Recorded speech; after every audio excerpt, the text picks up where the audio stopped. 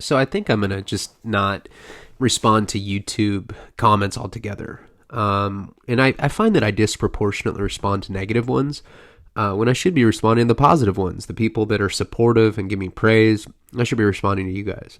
I just spend too much time doing YouTube comments anyway. So from now on, if you want to talk to me, Patreon or follow me on social media, Ryan Leone 85 on Twitter or Instagram. I used to accept Facebook friend requests, but then you give people 4.5 inches and they want to take a whole mile. People really take advantage of that. They'll call me. They'll use the Facebook Messenger to call me. You know, like I want to talk to Brian from Wisconsin that I don't know at fucking 3:30 in the morning. I'm cool. I am cool, man. If you want to talk to me that bad, $100 a month on Patreon, you get a monthly Skype or telephone call as a sponsor. But please don't call me if we're Facebook friends. And I'm thinking about just deactivating my account, starting a new one just with people I know, because people I don't know like argue with me, and I'm just like, I don't know. It's kind of weird. But and then on Instagram, some idiot like commented to my wife and was like, "Do you have HPV and herpes?" And she showed me, she's like, look at this fucking weird, look at this creep, straight sex offender stuff.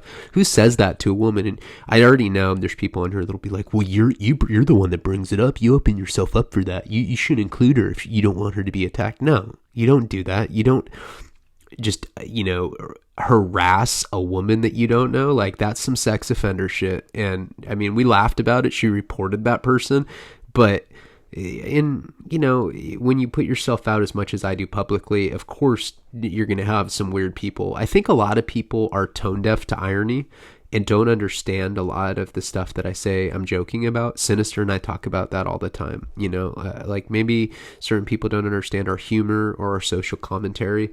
And I don't think that's your fault. I don't think that's my fault. Not everyone's on the same wavelength. And I'm not saying that I'm like smarter than anyone. I'm a complete idiot. Been to prison 3 times. I just had a dictionary and thesaurus in there. So now I can sound smart even when I'm an idiot. I know a few big words and I mispronounce a lot of them anyway. But, it's, I don't know. It's like the kind of people that, the comments where they're like, see that Leone guy? The one that always has a hot chick? Fag. He smokes gay mannerisms. And you know the kind of guy that those people are. They're the ones that never have girls, or if they do, it's, they're not happy with the girls they're with. And I'm not superficial where it's all looks. Personality is more important to me, but looks definitely you have to have some initial attraction. At least that's how my constitution is. I have to have some physical attraction to like a woman, and I pride myself. I've always been around beautiful women, but it's just like in South Park. Ew, you like girls? Gay. It sounds absurd. You know those kind of guys.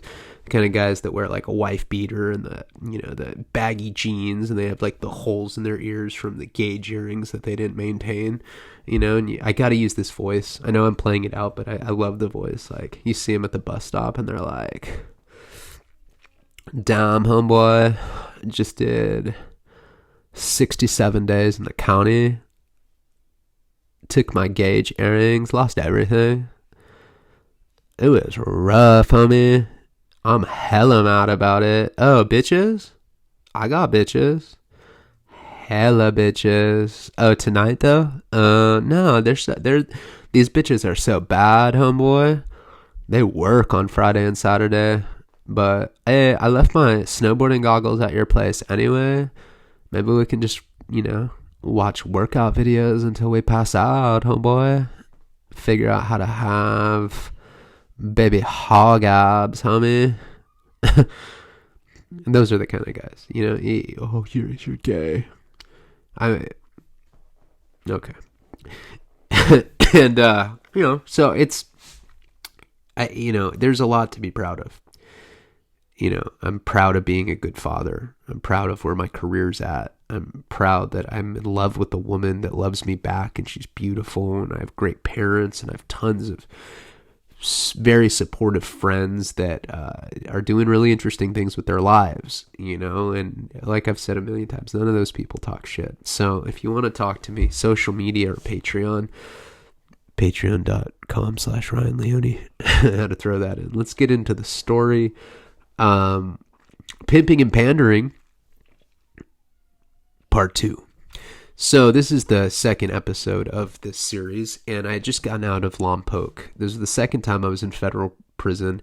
I'd gone away for a 3-month probation violation. They sent me to prison, which, you know, in retrospect is absolutely nuts. Yeah. You know, and I got in a lot of trouble in that little 3-month period at Lompoc, USP Lompoc, which is actually really a medium security prison. They just never changed the name. And you know, I got out and I had a wonderful night out, you know. I went out, had a steak dinner, got high on Suboxone, went out and got completely shit-faced, got laid, woke up the next morning with a naked girl, and then, you know, we had sex. We didn't fuck the night before. We just passed out because she was way too faded. But the next morning we did, and that was how I started my... you know, my new trip of being single, I guess. Now, I had explained I had a couple things kind of brewing before I'd gone away. First of all, I don't know if my ex-wife is pregnant. That's something she had been telling me while I was in prison, and then she sent me a Dear John letter. She never mentioned it. Now, I wrote her back. I never heard anything back. So, you know, I'm assuming that that's bullshit, but in the back of my mind, I'm thinking that maybe there is some validity behind it. I wouldn't put it past her. She's a complete sociopath. So, you know, and that could be a real nightmare. She would be a horrible person to have a kid with. She would never let me see the kid. Right now, the woman that my wife, Karina, even if it didn't work out between us, she would never get in the way of me being around Nico. She's a really cool, genuine person. But my ex... You are such a fucking waste of life, drug addict. She definitely wouldn't let me see a kid if I had one with him. Or with her. And I also had been talking to Will De Los Santos, the writer and producer of the movie Spun. Mickey Rourke, John Leguizamo, is that how you say it?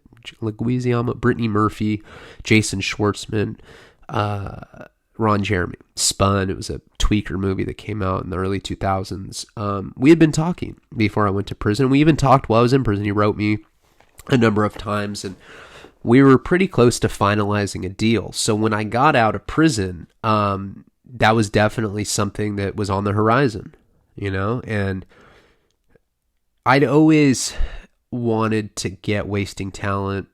Now I have it in the background. I can just be like, Wasting Talent. I'd always wanted to get that turned into a film because I knew what that would do for my career as a writer. You know, before Trainspotting came out, you know, Irvine Welsh didn't have the following that he had in America. You know, he was more like a European writer, and he's a great writer, but that made his career. Hubert Selby Jr., who wrote Requiem for a Dream, when that movie came out, it got a big boost. Even Hunter S. Thompson, who was a celebrated 60s luminary, you know, when Fear and Loathing came out in the late 90s with Johnny Depp and Benicio del Toro, that really reinvigorated his career. It gave him a lot of relevancy with the whole new generation of druggies. And, you know, I don't look at him as a drug writer. I look at him as a socio-political writer, and a brilliant one at that, a political satirist.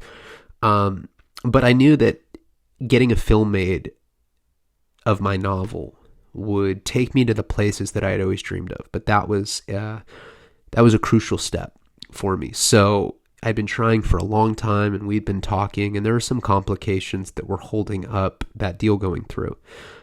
He's associated with Muse Productions and Chris Hanley and all those guys. And so, you know, optioning the film to him, besides the money that I would get, was just an attractive thing, and it looked like that was making some progression. You know, I talked to him right when I got out, and he said that it was close. Another thing is that, so I had the movie thing, and I was writing June Gloom, my second book. I started it while I was at Lompoc. So, that book comes out this summer, and what that book is it basically really goes into my last 3 relationships. I've explained it a number of times. My first one with Casey, then the girl that I ran off and lived with her in a transgender woman down in San Diego, and then the tumultuous marriage that I had with the fan. So those 3 relationships juxtaposed together, and only one of those was a real relationship, the first one, the girl that I was with when I was sober. And a lot of that book, I think, shows that. It starts off with a relationship of substance, and then the other 2 relationships were trying to fill the void of that substance missing.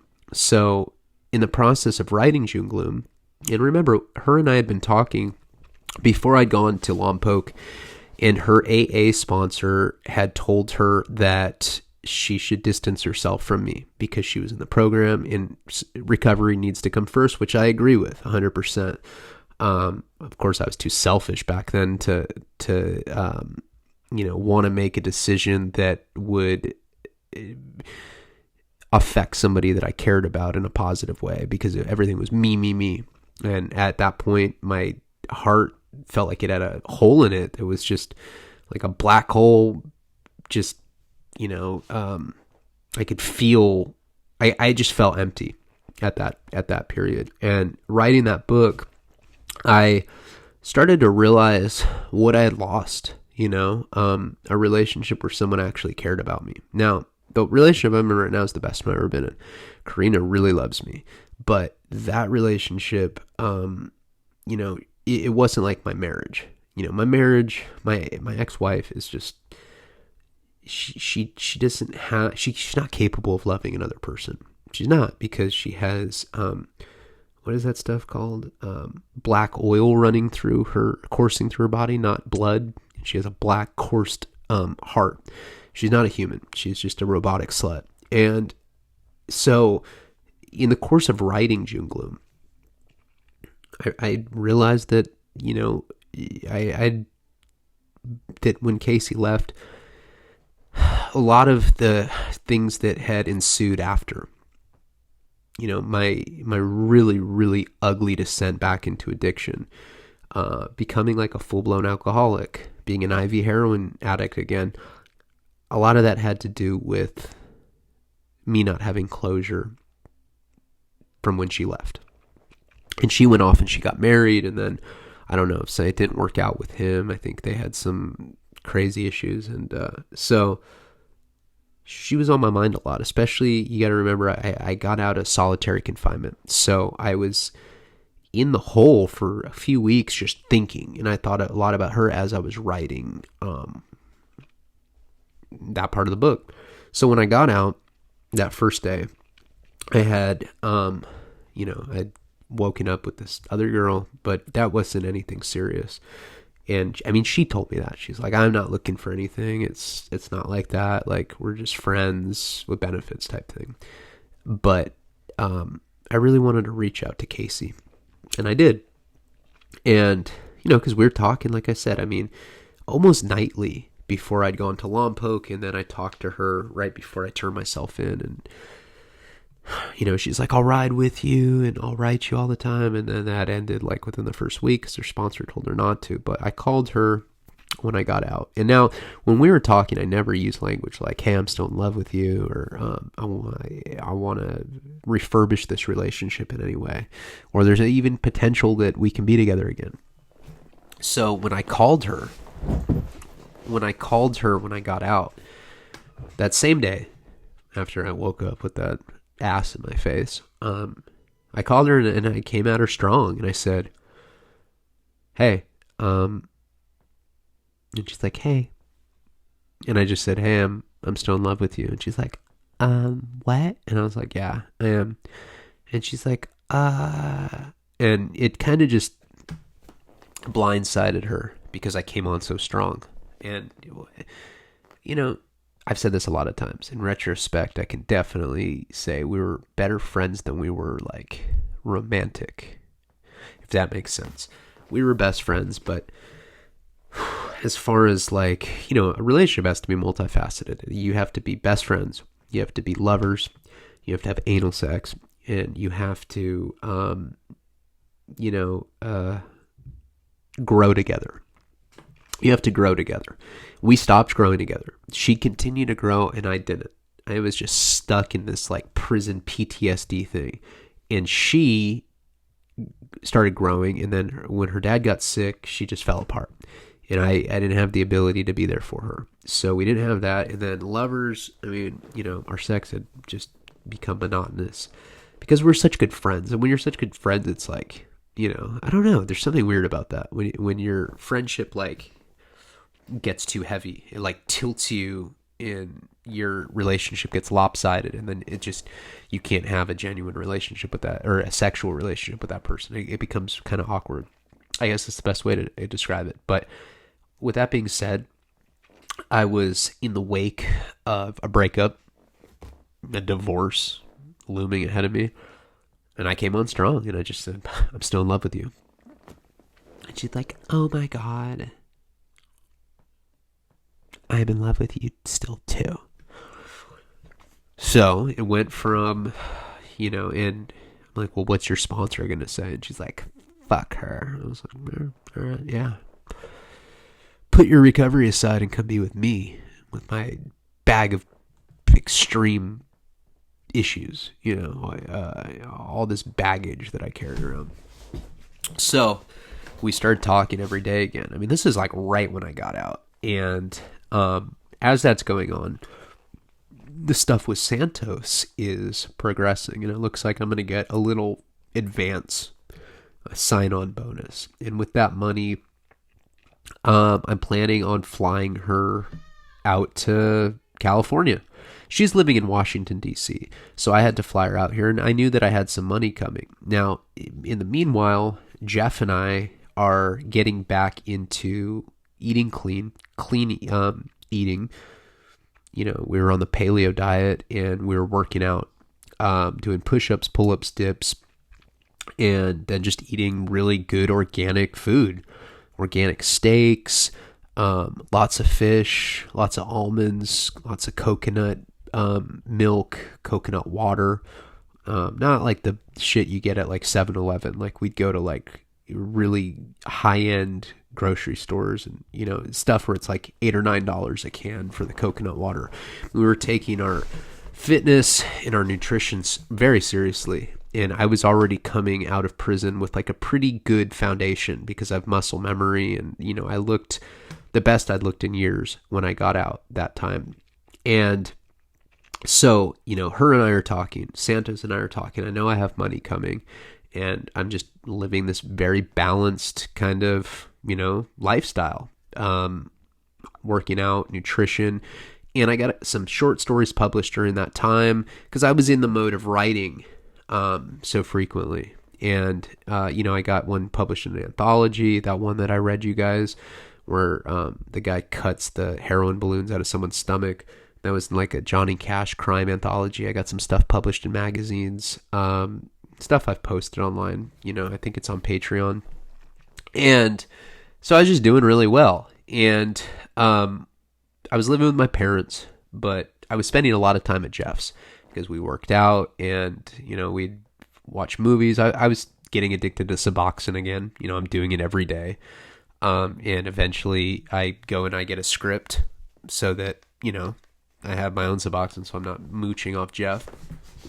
And what happens is I get a call from Santos saying that it looks like the movie deal's actually going to come through. So he says that it might not be for like another 30 days. And I was really counting on that to come through because I wanted to fly Casey out to see me. And, he's like, it's going to be like 30 days. And I said, well, can I get an advance? And he ends up getting me some money. I don't even know where that money came from. I don't know. Maybe he got one of the producers to give me some money. And it wasn't like a lot. It was like $2,000 or something. But living with my parents. I didn't even have a car. I was having to ask my mom, can I please have $10? What do you need it for? You need it for fucking cigarettes. My mom doesn't talk. You need it for cigarettes. No, I need it for food. She's like, you don't even have a car. I'm like, okay, it's for cigarettes. I'm not giving it to you. And it was that thing, it was that, like, I was living that lifestyle. It sucked.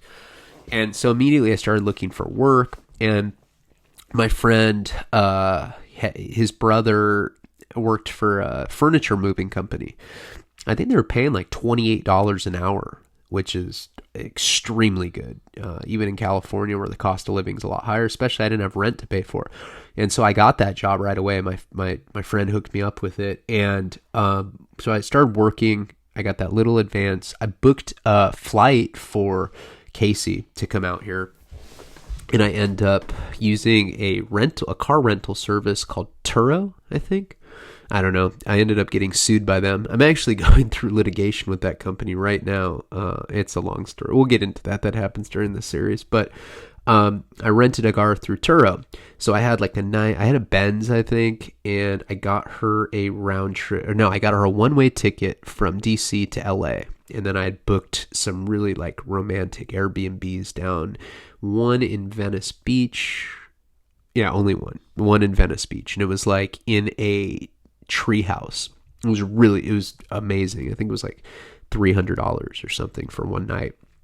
And it was this big treehouse, and they made like a 2-story.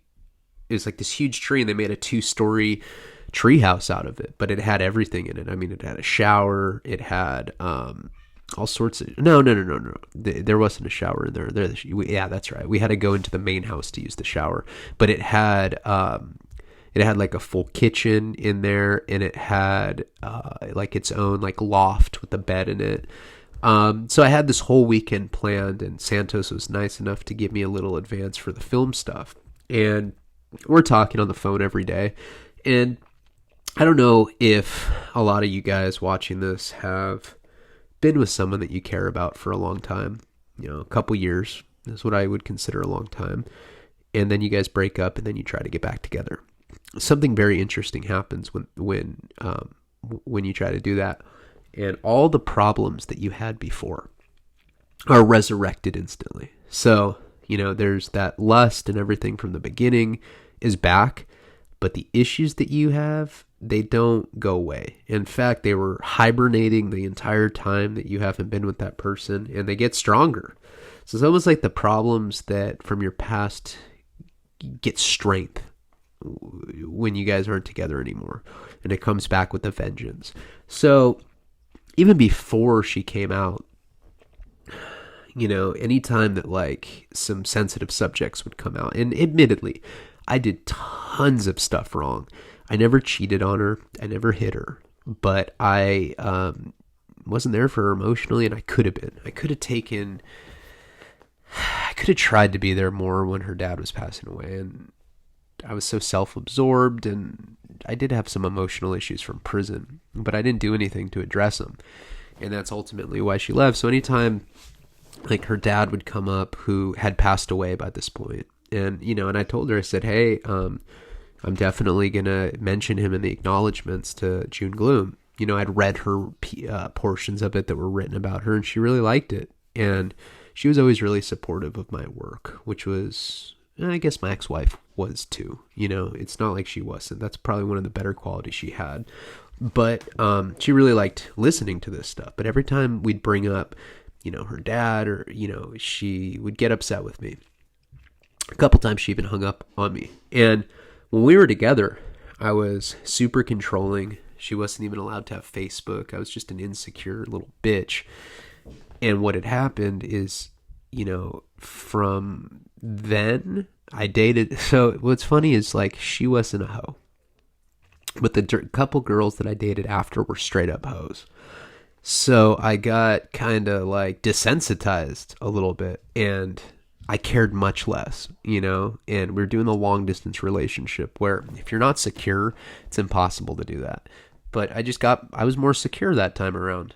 You know, she's like, hey, like, I'm going to go hang out with like some of my guy friends, but hey, they're just friends. I'm like, cool, no problem. Hey, I don't want to be Facebook official because it helps with my photography work if people think I'm single because I'm a hot chick. Cool, no problem. Things that I would have never been cool with before. There's no way. There's no way that I would have been okay with that. So, she ends up flying out. And she flies into LAX, and I'm pretty sure I had a Benz. I don't know. I rented a few cars off Turo. That one might have been one of my friend's cars. I think maybe it wasn't as nice as a Benz. I don't remember what it was, but I end up picking her up at LAX, and it's great to see her. She has her little dog, and you know, that's a problem when you're in a long-term relationship. You fall in love with your partner's pets, you know, and that sucks when you break up and you don't have the pet anymore. You know, you get attached to dogs. And so to see her dog again was just so nice. And to see her again was really nice. Because like I said, I mean, we're best friends. It was just like, we have all these inside jokes and they all just kind of came back. And that tension with the things that were wrong with our relationship was kind of there. But it was, you know, washed out by the excitement of just reconnecting in that moment. So we kind of just put that stuff away. You know, we were in this like false sense of excitement, and it was a bubble around us. And as soon as that bubble was going to go away, reality was going to come crashing back to us. But for that moment, you know, I picked her up and, you know, we kissed and we went to Venice Beach. No, Santa Monica, which is right next to Venice Beach. But we went to Santa Monica and we went out to like a really nice restaurant. And honestly, it felt like things had never changed, you know? And right away, I started noticing that hey, shh. I'm an animal lover. We always bring our landlord's dogs in, and then they always bark. People, you know, it used to drive me nuts when I'd be outside because they'd start barking anytime like an ambulance would go by or a fire engine with the sirens on, and it would just, I'd be like in the middle of my video and I'd have to stop it. We're 27 minutes in. I'm not going to do that. But anyway, you know, that night we had lunch, we drove around, I forget what we did, but we didn't fight that night. We had a really good night. And next morning, so yeah, there wasn't a shower in the treehouse because I remember we had to go into the main house to shower. Next morning was fine. I remember I was talking to Santos a lot because the deal was like just getting finalized with the film option and everything. And she was like upset that it was like a Saturday and I was taking, you know, business calls. But you got to remember, when we were together before, I didn't work. So I was like, well, I'm trying to do something now. And she's like, yeah, but you know, you can wait till Monday. That's how it works. And I'm like, well, no, I'm kind of on call because I need this thing to go through. And that was kind of like the first little hiccup that we had. We end up, secondly, for some reason, even though I'd gotten about $2,000, for some reason, I don't remember what the case was. I don't think I had a debit card, so I had stuff on like a prepaid card because I'd gotten cash. I think I had gotten a Western Union and then put it on like a Green Dot card. So I didn't put as much money as I was supposed to, and I only had one of the cards, something like that. And I remember she had to come out of pocket the second night for a hotel. She was like, typical. She didn't talk like that, but, oh, that's great. You had me fly all the way here just to pay for hotels. Some things never change. I'm just like, really? Like, I flew you out here. I rented a car. I got us a nice Airbnb. Like, pay for the hotel and I'll pay you back. And I didn't do it on purpose. I've never had, like, you know, I've never done my banking stuff correctly. You know, I've always been like on check systems or not allowed to get like certain bank accounts, and it always interferes with my life to some degree. And because I always have to have Green Dots. Now it's PayPal. I do everything with PayPal, and just adds, added complications. So that was like that was our second night, and she was mad, She's like, maybe you should sleep on the floor. I was like, the fuck? The floor? She's like, yeah. That's a floor you didn't even pay for. I'm like, what the fuck? Are you serious? I was like, I just been out of prison for like 10 days or something. And so then like the next day we go out and we get like a nice breakfast, and we already start fighting again. Or it's like the little things, I can't really remember specifically, but we got in a really major fight that day. And the reason that we did is because there was a online website. It was like a addiction. I think it was called Addiction Unscripted, maybe. I don't remember. My old literary agent had hooked me up with it, and basically it was like an interview for some online recovery magazine, and they were basically asking me about my addiction, my recovery, my writing career. And it wasn't like a major publication or anything, but she had taken a picture of me, which I'll make the cover of this YouTube video. It's like a picture of me shirtless, and I had like a backwards hat on, and it was a cool picture. She's a great photographer, but she wanted a link from for her photography website on this website. And I'm like, I don't know, like they're putting me on this they're giving me this article. I don't know if they're going to be cool with that. And she's like, oh my God, you are so selfish. That is such bullshit. It's always about your career. It's never about my career. Like, you need to help me. And I'm like, your name's going to be on it, because that's like what you normally do with press, even if it's something small like a website like that. Like, you put you give the photographer credit, but a link to their website is not something standard I can ask. And she's like, if you really cared about me, you would just do it. And I'm like, what the fuck kind of logic is that, And first of all, I didn't have the ability to just do it. It wasn't my website. It was somebody putting me on this website that was, I think, pretty big.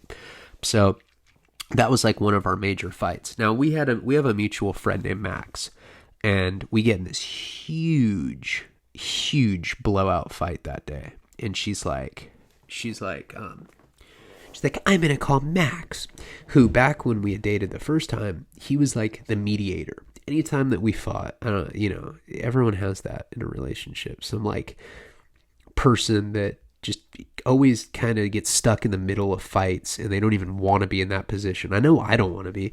I don't want to get fucking called and have someone be like, dude, I caught her sticking carrots up her ass again, fool. I'm done with this, bro. I'm like, look, man, I'm not trying. I don't want to hear it. I don't care. Don't call me with shit like this. And he would, and I'm not saying she stuck carrots up her ass, but I'd call him and just be like complaining, and then she would call him and complain. So she called him and she's like, Ryan hasn't changed. He's a narcissistic piece of shit. He won't plug me for this magazine, blah, and I'm like, let me talk to him. And so he gets on the phone, and I'm like, dude, she's not telling you the full story. And he's like, look, I don't want to hear it. I'm like, ugh, and he just hangs up. So she gets to present her case, but I don't get to present mine. So it just started creating a lot of friction, and we got along a lot less than we didn't. But when we didn't get along, it was really vicious. And this particular fight had turned from us kind of just bickering to her screaming at me. And we were at some park by my parents' house. We had driven up to Santa Barbara because that's where we had met. She loved it up there. And, we're staying at my parents' house. And we started getting in this fight that's just so severe that she ends up taking off. She's like, I'm leaving. Fuck you then. I'm out of here. Like, where are you going to go? She's like, I'm going to go party. You're going to go party? Okay. Go party then. And, the old me would have, like, I was so melodramatic. I would have, like, ripped my shirt off and, like, got on my knee and started singing. Crying, probably, because I'm such a overly sensitive person when it comes to relationship stuff, but I was just like, whatever, I'm cool. You know, I don't know, I didn't put as much emphasis on women having to validate me to make me happy. That's something I had learned just being in a really toxic marriage. Like, I just didn't really care. I was a lot less codependent, I guess, at this point. So she goes, walks around the block, and finally she comes back. I don't go chasing after her. She's like, I can't believe you didn't come chasing after me. And I'm like, is that what you wanted me to do? And she's like, I don't know. I don't think this is going to work. And like, you got to remember, like, I'd spent so much time thinking about how this relationship was going to work out, and like how excited I was to try to resurrect it. And it was the opposite. You know, the old fights we had, like I said, were just as bad, as if they were worse now. And it just became clear that it wasn't going to work out. And so when she got back, I'm like, come on, let's go. And she's like, where? I'm like, I'm taking you back to the airport. And she's like, what do you mean? I'm like, I'm done. I'm cool. I thought about it. Like, you know, it was the kind of thing where, like, I remember, let me give you another example. I remember we were at Jeff's house, and I was talking about some girl I know that had died, you know, and she's like, I know people that have died. Let me tell you my story about somebody dying. And like, I just found out that this girl I knew had died, and I was telling Jeff about it. But it was like something we always used to fight about is she would try to like compete with me about how she was just as hardcore as me. I'm just as hardcore as you. Ugh. You know, shit like that. And it's like, this isn't really about you. My friend just died. She's like, well, it's not about you either. My friend died like 7 years ago. And let me tell you about my friend that died 7 years ago. He died from overdose too. And I'm like, okay, well, okay. And, you know, so she'd like try to steal the spotlight. Now, and she's not a bad person at all. And, you know, she's going to go on and be happy, I'm sure, and she's gonna make someone happy. She deserves that, because she really is a good person. I think I heard she runs a nonprofit for like suicide people that have suicidal ideation, something like that. So I mean, she has very good intentions. We're just not good together, and you'll run into that a lot. That's just part of being a human being. You know, you'll find out that you're both good people, but you're just not good for each other. And that particular fight we got in, I'm just like, you know what? I'm driving you to the airport. And she's like, what? Fuck that. And I end up taking her to the airport, and she's demanding that I pay for the ticket home. And now I will say this was a complete asshole of me. I drop her off at the airport. I'm just like, later, flip her off. And she's blowing me up on the text, and she's like, you need to pay for my ticket. I'm like, nah, fuck that. I'm cool. You know? And she's like, what do you mean? I'm like, we're not boyfriend and girlfriend anymore, so I don't have to pay for shit. I'm gone. And I just took off, and I blocked her so she couldn't call me anymore.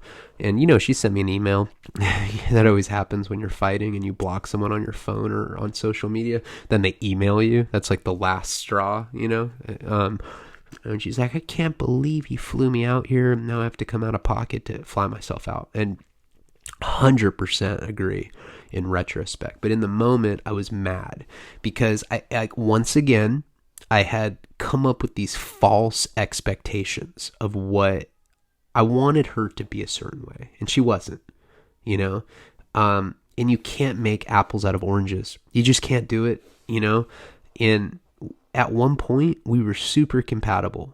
But that was like in 2013, 2014, and it was now 2017. And we just weren't compatible anymore. People grow, you know? And that's why so many marriages don't work. You know, when you find someone that you truly love. I love my wife, Karina, and I really do love her. She makes me laugh. We have really good sex. She's a great mother to my child. She's just a really good person, you know, and she's my friend, but we're also really compatible sexually. And we both understand that we have a child, and we have a responsibility to work on our relationship so that we can grow together. Because, you know, that's what happens. You meet someone, you have chemistry, you guys get together, and you go down a joint trajectory together. And that's, you know, Karina's parents have been married like 40 years, and so have my parents. Pretty much the same, both the same amount of time.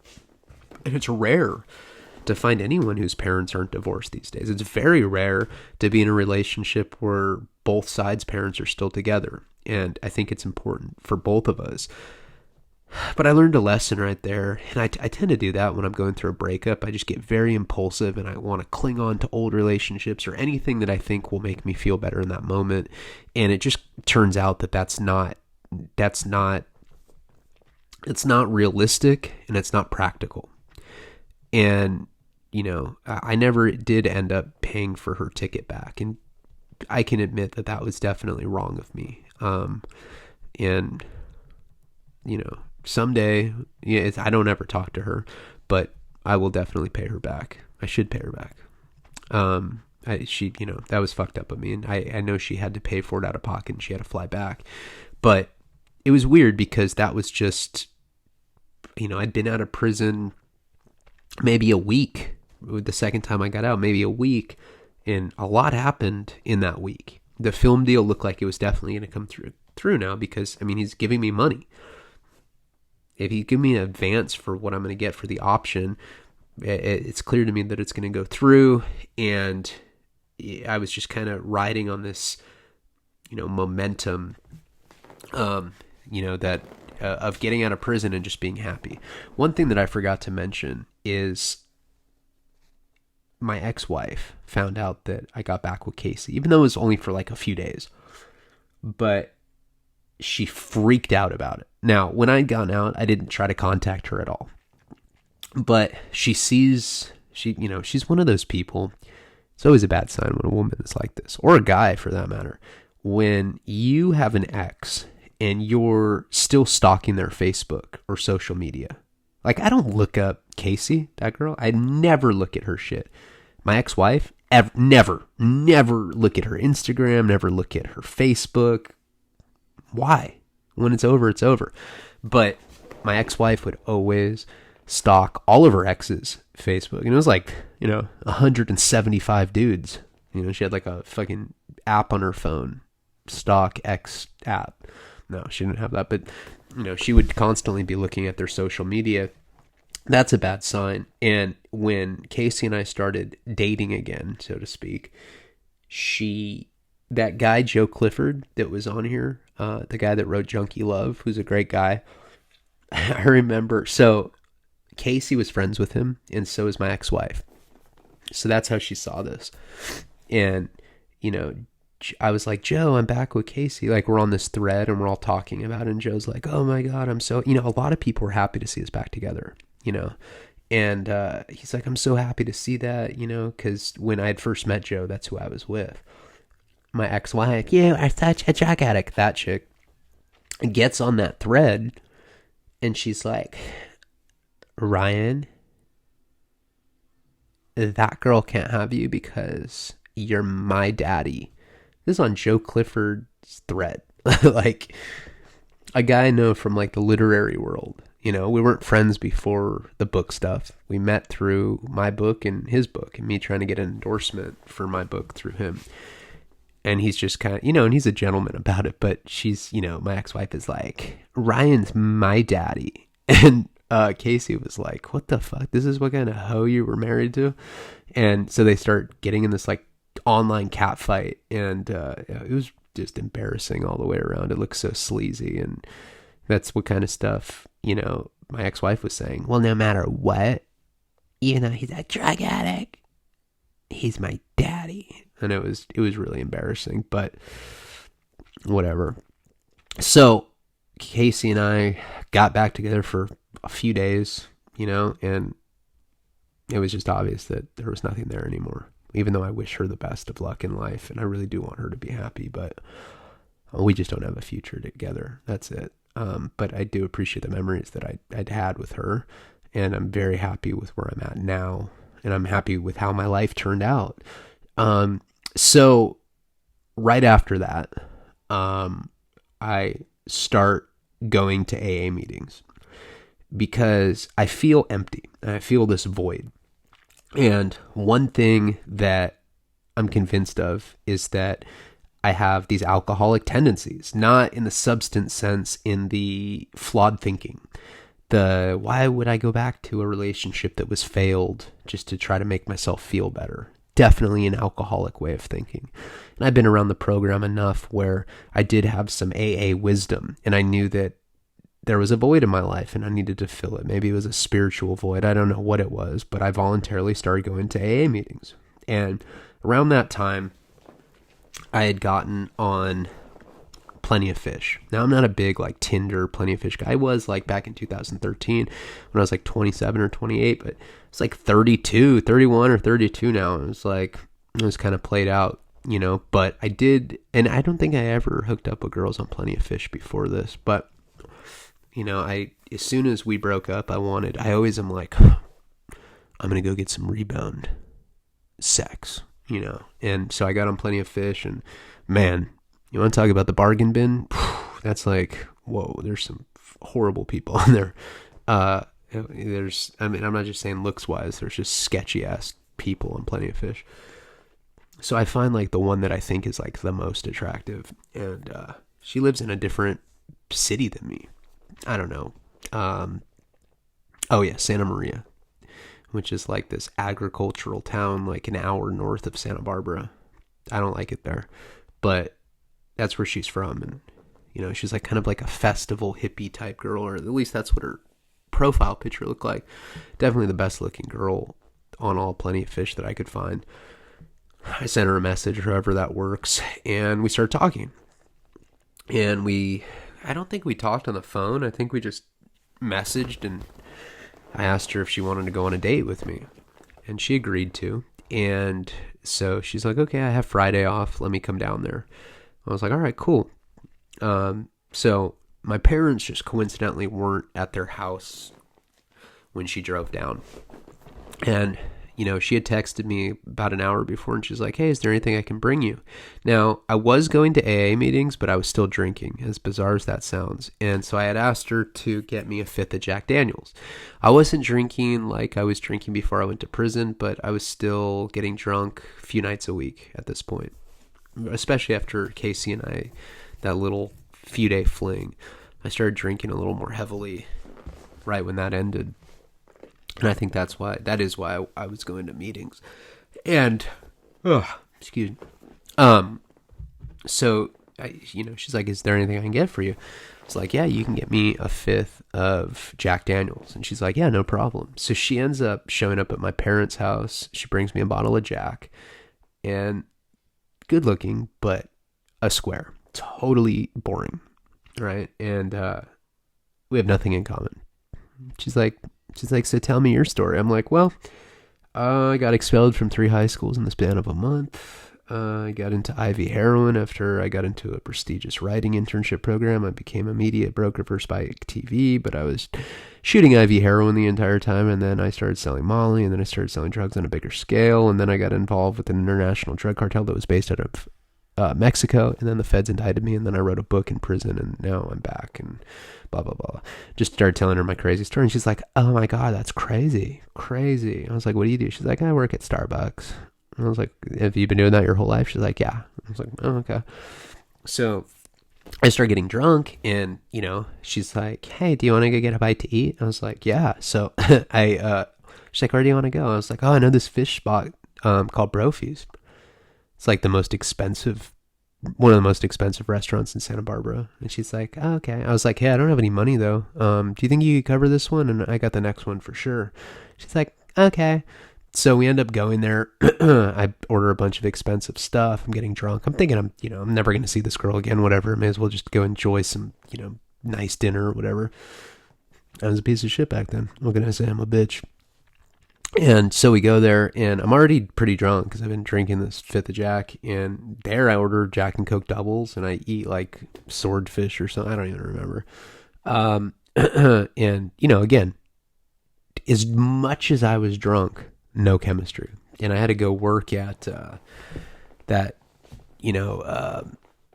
furniture moving place. And I was making about $28 an hour, but I hadn't gotten a paycheck yet. I had just started.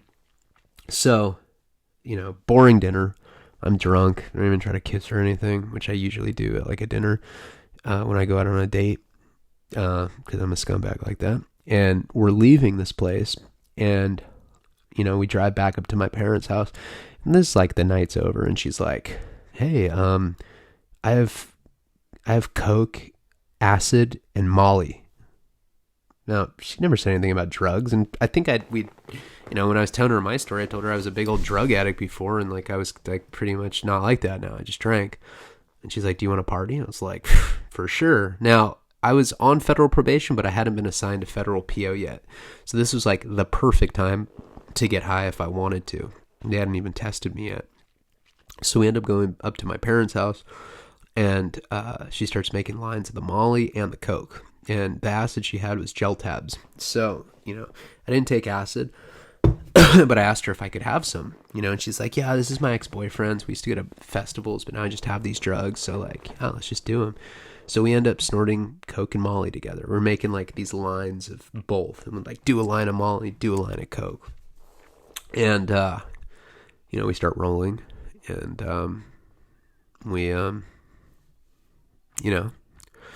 and she's riding me, and I'm just rolling. I'm like, this is so fun. And I'm like, I can say this, we're all adults here. I'm like, hey, I have to come. And she's like, yeah, me too. And I'm like, no, like, get off of me. And I'm like trying to push her off of me. And she just puts her palms on the bed and just like plants herself and just like squats on me all crazy. And I'm just like, and I'm just like, just come. I'm like, fuck. Oh well. Whatever. Doesn't matter. A stranger I met off Plenty of Fish. It's cool. I was like, you're on birth control, right? She's like, oh, yeah, for sure. I was like, cool. So I remember, I was rolling, and I ended up passing out. And the next morning, my mom's just like, who is this? And I'm like, I'm like all, hungover from rolling the night before and from drinking heavily. And I'm just like, Mom, this is Alicia. And she's like, it's Alexa. I was like, fuck. I don't know. I met her on the internet, Mom. She's like, you're such a pig. I'm like, I don't know. I've just got out of prison. What the fuck? Who cares? And my mom's just like, you need to go to work. So, this girl ends up taking off, and I'm like, it was really awkward because we had no chemistry, and then we just had this like super perved out Molly Coke night. And I'm like, yeah, I'll for sure call you again. Go to like kiss her on the cheek. I hadn't brushed my teeth or anything. She's just like, ugh. So I go to work. I remember, moving furniture, and I'm like telling this dude the whole story, and this Mexican dude, and he's just kind of looking at me and smiling and telling the story for like 40 minutes. And I'm like, hey, I'm noticing he's just like not saying anything to me. I was like, hey, English?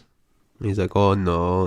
I was like, oh, dude, this dude doesn't even understand my story. I was like super like into telling the story, and he didn't understand it. I'm like, okay, well, hablo poquito español. And he's just like, sí. I'm like, oh, man. In all the years in prison, I probably should have put more focus on learning Spanish. And so that's the kind of stuff that was happening during that period. And I'm about to catch my case, but I just wanted to, use this episode and the one before to kind of illustrate what it looked like right before I got that case. I had the movie deal going. Casey and I got back together momentarily, but it ended as quickly as it began. And my ex-wife, except for that one weird public, he's my daddy. Besides that, we weren't talking or anything. And I'll just say things are about to get really bad really quick. This was one of the bigger train wreck periods of my life. I don't regret any of it because I got Karina pregnant, and we'll go into how I met her and that whole thing soon. But things get pretty crazy. So we will get into that soon. I appreciate you guys. Like, comment, subscribe. Patreon.com/Ryan Leone. And see you guys soon. Palabra.